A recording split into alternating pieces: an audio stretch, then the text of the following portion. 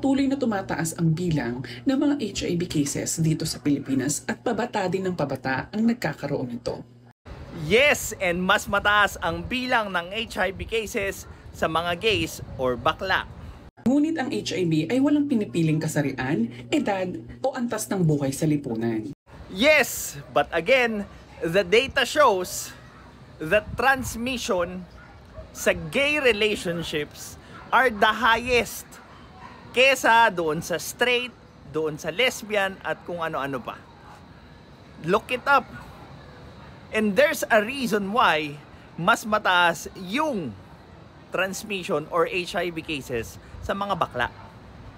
Well, a lot of it has something to do with biology.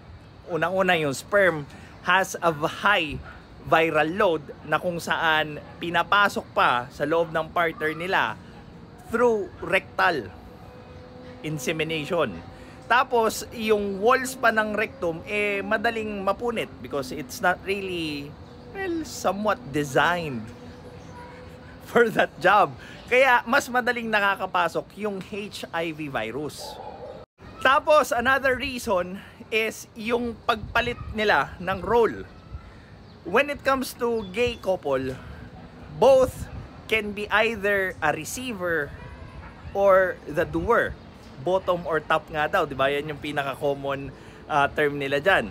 Ngayon, of course, kung semen yung mode of transferring yung high viral load, kung papasukan ka, syempre, tataas yung tsansa na makuha mo yung virus. Ngayon, kung papasok ka sa iba, edi dun ka na mag-start na humawa din ng iba. Kaya nga, very rampant yung cases ng HIV sa mga gays.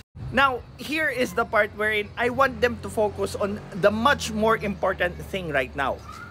Help their community to fight off this virus by informing them instead na pinaglalaban nyo yung mga maling causes nyo.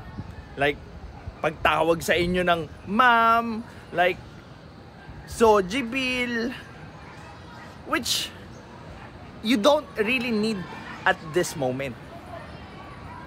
Mas magandang unahin nyo yung kalusugan nyo at yung pagtaas ng cases sa own community nyo para mapatunayan nyo na hindi lang kayo basta bakla, kundi deserve kayo ng respeto ng bawat isa kung ano mang kasarian yan. This is Pinoy Extreme. Have a good day.